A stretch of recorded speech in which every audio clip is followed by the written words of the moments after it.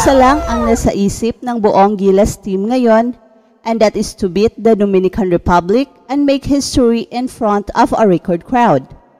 Napakalakas man ng Dominican Republic, pero hindi rin magpapatinag ang Gilas Pilipinas, especially si Dwight Ramos. Our team is pretty tough to beat too.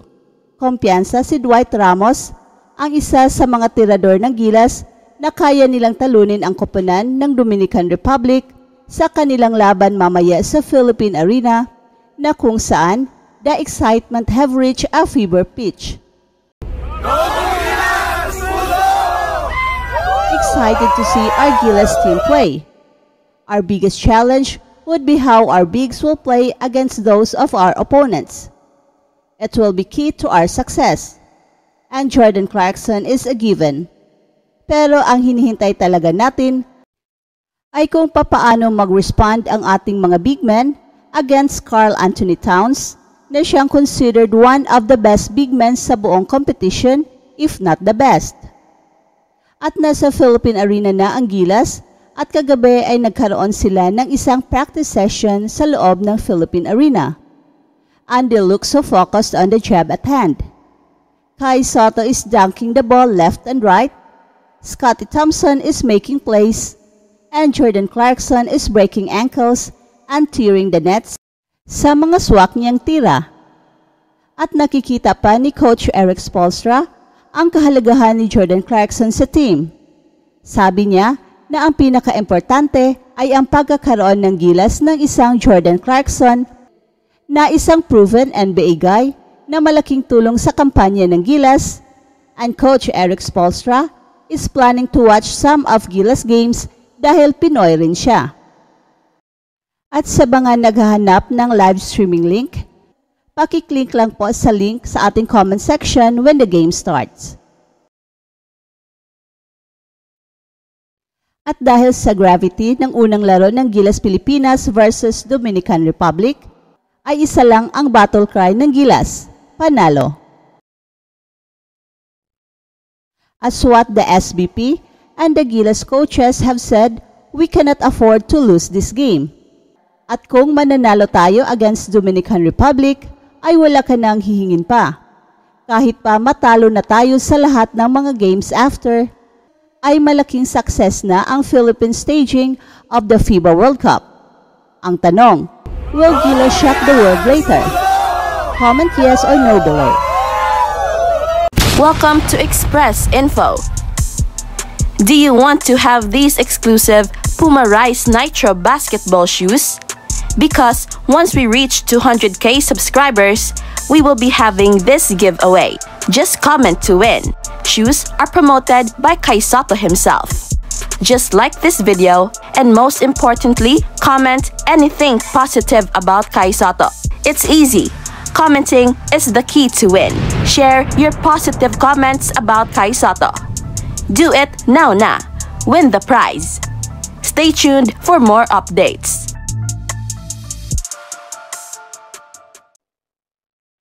Samantala, nagkaroon ng short practice ang Team USA at tinanggal ni Anthony Edwards ang takip ng ring sa MOA Arena. Natuwa ang USA Basketball World Cup team sa kanilang unang pagdalaw sa Mall of Asia Arena at gumawa ng half-court shot si Anthony Edwards at inabangan ang pagpasok nito sa ring at pagkatapos ay lumingon at nagsimulang sumigaw sa kasiyahan.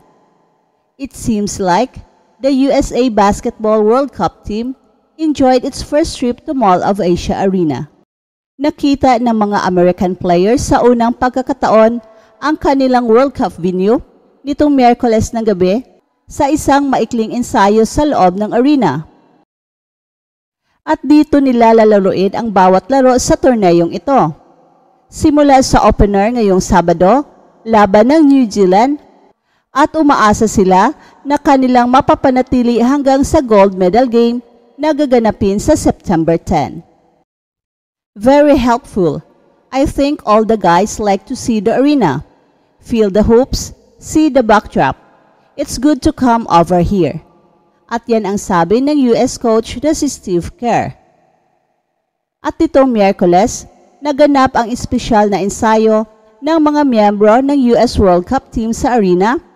Ito isang paghahanda bago ang kanilang laban sa Sabado.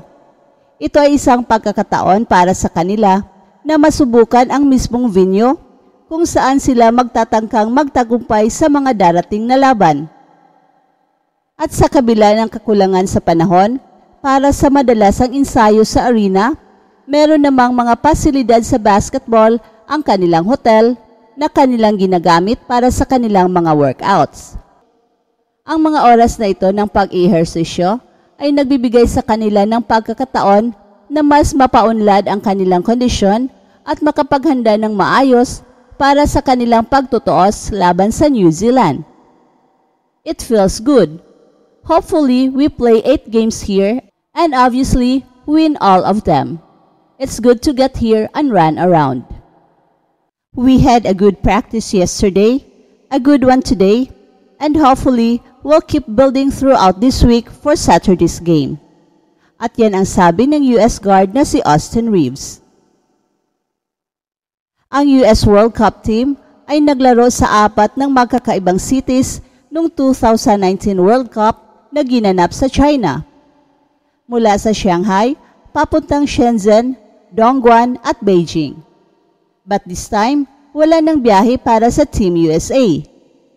Ang mga American players ay isa sa 16 na kupunan na magsisimula sa torneo sa Manila, habang ang 8 ay magbubukas sa laro sa Okinawa, Japan, at ang ibang 8 team naman ay sa Jakarta, Indonesia. Ang mga medal rounds ay gaganapin sa Manila. We just scrimmage, and the lead was on the rim. I mislike my first 3 shots. Yan ang sabi ni Anthony Edwards na pinangunahan ang US team sa kanyang 34 points sa exhibition season finale laban ng Germany, in which the Americans rallied from 16 down to win 99-91. Ngunit sa huli, nakapasok ng 3 sunod-sunod na tira at sinubukan niyang alisin ang takip sa ring. Yan pala ang gustong gawin ni Anthony Edwards. And the half-court shot convinced Edwards that the Mall of Asia Arena lead is no more.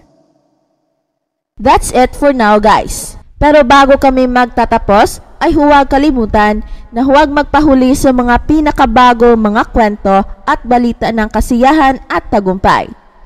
Bahala na ang mga marites dyan. Basta kami ay handang maghatid ng tunay na inspirasyon sa mundo ng sports.